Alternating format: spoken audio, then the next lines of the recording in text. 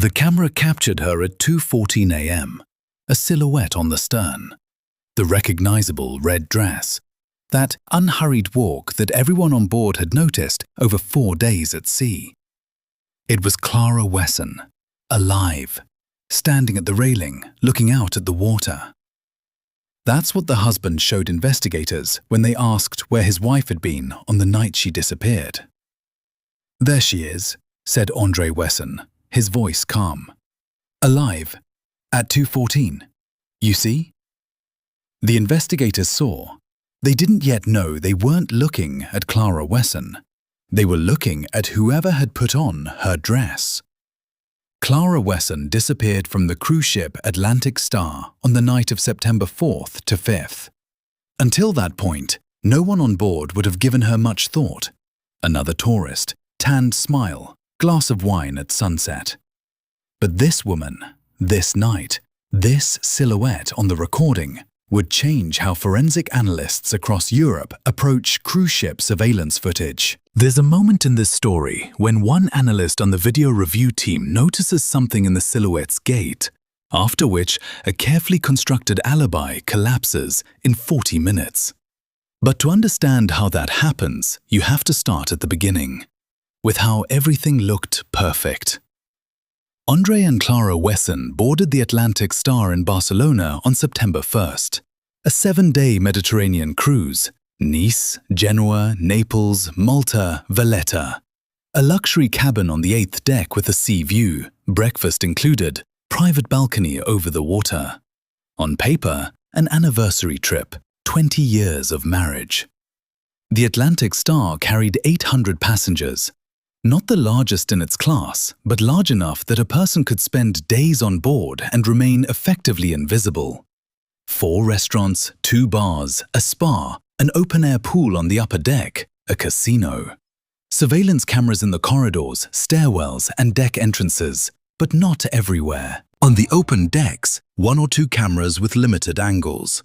This was important. André Wesson had studied the layout in advance. The crew remembered them as a quiet, slightly withdrawn couple. No arguments in public. No particular affection either. Clara sometimes came to breakfast alone. She said her husband liked to sleep in. André appeared later, always in the same light linen jacket, always with a newspaper, always with coffee. He sat by the window, read without hurrying. Luis Carvalho, a waiter at the 7th deck restaurant, remembered them better than most. He served them at dinner all 4 evenings. They talked very little, he would later tell investigators. But it wasn't uncomfortable silence. It was more tired, like everything had already been said, many times over. Clara ordered white wine and fish. André, red wine and steak. Every night the same thing. Luis thought at the time, 20 years together, people know what they like. Inés Martinez, a cabin steward on Deck 8, remembered a different moment. The day before the disappearance, September 3rd, around 7 in the evening, she was walking past the Wessons' cabin and caught a fragment of a conversation. Not the words, the tone. André's voice, low and insistent, flat, almost emptied of emotion, and complete silence in response. "I didn't think anything of it," she would say later. "Couples fight on cruises, especially couples who've been together a long time. It's normal." She didn't think anything of it. That decision would stay with her. Clara Wesson was born in Lyon, 44 years old, a history teacher at a private secondary school. Colleagues described her as quiet, but not without backbone. One detail everyone who knew her well remembered. Every morning, before leaving the house, she would open a window, regardless of weather, regardless of season. She would simply stand there for a minute or 2, looking at the street. It was her way of starting the day. Her husband called it an eccentricity. She said, "You have to know what's outside before you go out." In the last 2 years, her close friends said, she had been living in a state of chronic tension. But she wouldn't say why. André Wesson was 48, a financial consultant. Successful by every external measure, a small agency of his own, mid-market clients, a house in the Lyon suburbs, a foreign holiday once a year. Business partners described him as methodical, meticulous, intolerant of uncertainty. The few friends he had said he was so closed off that after 10 years they still had no idea what was happening inside him. The marriage, by all accounts, had fractured about 3 years earlier. The specific reason? Unknown. But people who knew both of them said the same thing. Clara wanted to leave. And something was keeping her. Or someone. At 11:40 p.m. on September 4th, the last camera to record Clara Wesson alive was a bar surveillance camera on the 7th deck. Red dress with bare shoulders, the one she'd worn to dinner and hadn't changed out of. She walked up to the bar, took a glass of water, not wine, specifically water, which the bartender noted separately, and headed toward the stern staircase. Alone, without her husband. André Wesson, by his account, was in the cabin at that time. Reading. Tired. Went to sleep around midnight. Ricardo Souza, the bartender on duty that night, would later say, Clara looked calm, not upset, not frightened, just tired. Like someone who's made a decision, he added after a pause. You know that look, when everything inside is already settled. The investigators remembered that phrase. It would prove important, though not in the way it first seemed. The following morning, at 7:15, André Wesson informed the front desk that his wife hadn't returned to the cabin overnight. His voice was even. Concerned but controlled. The duty manager, Javier Ruiz, would later recall that Wesson didn't look panicked, more like a man reporting a problem to the department responsible for solving it. I thought she'd gotten up early, gone out on deck, said Wesson. She did that sometimes. She loved early mornings on the water. But she's not anywhere, and her phone isn't answering. The ship at that point was in open water, between Malta and the Sicilian coast. International waters. Jurisdiction in these cases is complex, determined by the flag of the vessel and the nearest port of call. The captain announced a passenger missing. A search team was assembled, and a sweep of the ship began from the hold to the upper deck. Clara Wesson was not on board. 3 hours later, the Atlantic Star changed course for Naples, the nearest port equipped to receive an investigative team. That was when André Wesson asked to meet with the ship's security officer and showed him the recording. He had known about it in advance. That became clear later, from the way he described it.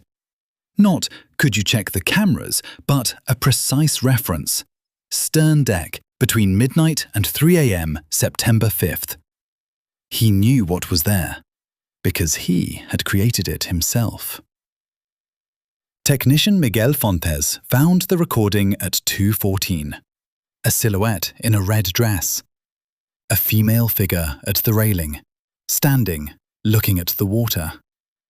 About 2 minutes. Then she moves around the corner of a superstructure and disappears from frame. There she is, said André when they showed him the footage. Alive, which means something happened after 2:14. Maybe an accident near the water, maybe she... He didn't finish the sentence and covered his face with his hands. The investigators watched the recording.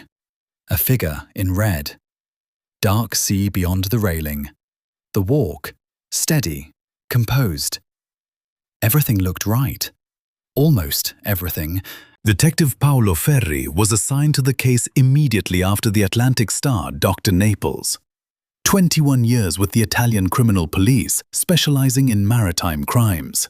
He had seen several dozen disappearances from cruise ships over his career. Most were accidents or suicides. Some were staged disappearances. Someone simply didn't want to go home. And 3 were murders. Ferri watched the recording once, then a second time, then asked them to run it again, slower. "There's something," he said after the third viewing, when people in the room had already begun exchanging glances. "I can't put it into words right now, but something is off. Get me a specialist." The specialist was Marco De Luca, an analyst in biometric motion identification, working under contract with several Southern European law enforcement agencies. He was 38, held a degree in applied mathematics, and had published 2 academic papers on gait analysis in forensic investigations. When the recording was handed to him, he asked nothing about the case. He only asked, "Are there other recordings of the same woman?" There were enough. Clara Wesson had been walking around the ship for 4 days. To the restaurant, the spa, the deck. The cameras had recorded her 23 times. De Luca worked in silence, writing numbers in a notebook by hand, rewinding, overlaying freeze frames, writing again.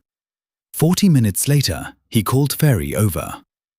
Gait biometrics is a relatively young forensic discipline that came into wider use in the early 2000s.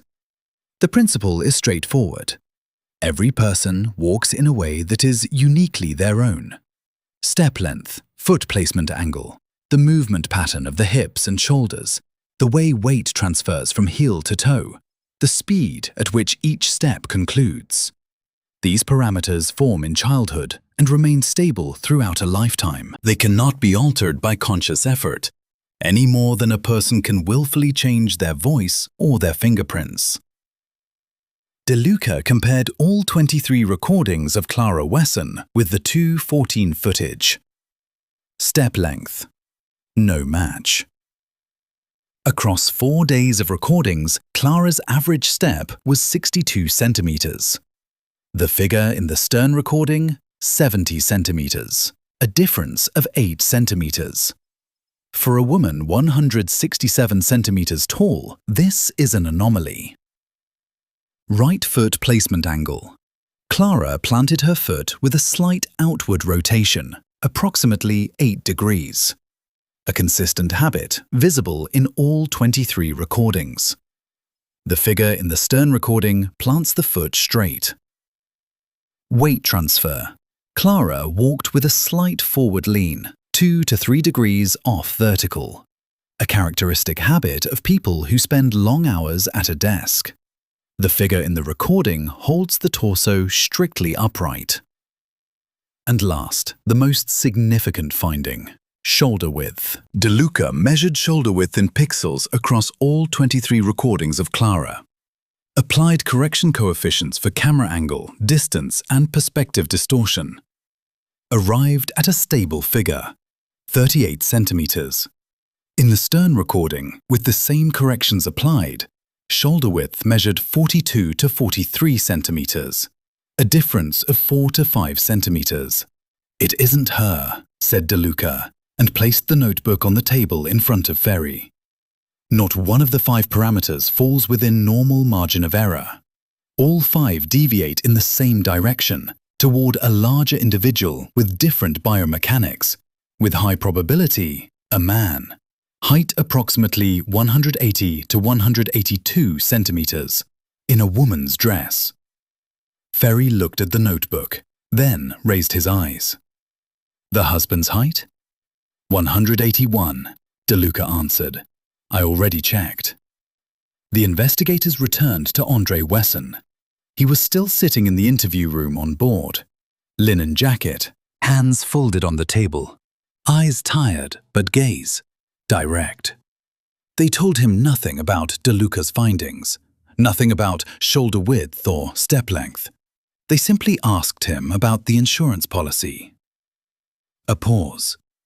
The first real pause in the entire conversation.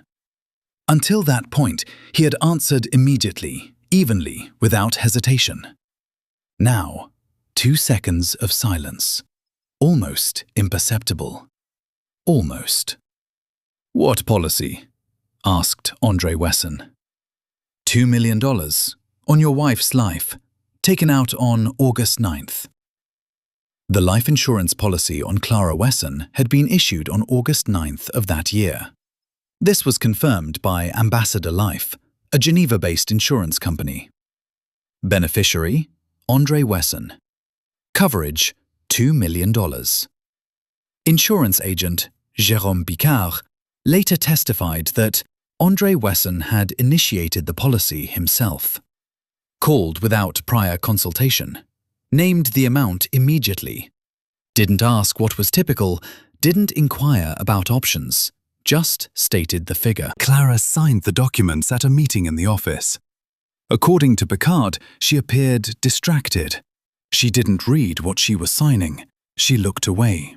"I thought she was just in a hurry," the agent would say at trial. "It happens. People sign without reading." August 9th. September 1st, departure. 9 days between the policy and the cruise. De Luca, meanwhile, continued working the recordings. Therry had given him full access to all ship cameras for the period between midnight and 5 a.m. on September 5th. There was a great deal of footage, more than 40 cameras, 5 hours each. De Luca didn't start with the corridors. He started at the access point to the stern deck. If the silhouette had arrived wearing the dress had to have come from somewhere, which meant someone had first gone somewhere. He rewound all footage to the window between 11:40 p.m., Clara's last appearance, and 2:14, looking for red in frame. Red stands out well in dark nighttime footage. 3 hours of review. Nothing. André Wesson never appeared carrying anything red in areas with good camera coverage. De Luca requested a layout of the ship, identified the blind zones, areas without cameras or with minimal coverage. There were 7. The technical corridor on deck 3 was one of them. 1 camera, 6 meters of visibility, then dead space to the laundry room. He found what he was looking for there. Timestamp, 1:48 a.m., 26 minutes before the silhouette appeared on the stern. André Wesson, alone, walking down the corridor toward the laundry room. Light step, the step of a man who knows where he's going. In his right hand, something red, bundled into a small mass. A dress, given the shape of the bundle. The laundry room camera recorded his entry at 1:51, exit at 2:09. 18 minutes inside. Hands empty when he came out. At 2:14, the silhouette in red on the stern.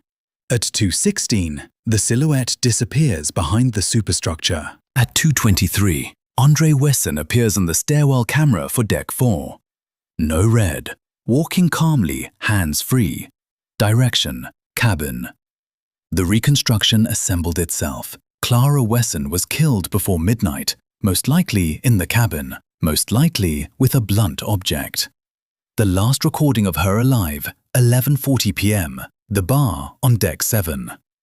After that recording, she did not appear in frame on any of the ship's cameras.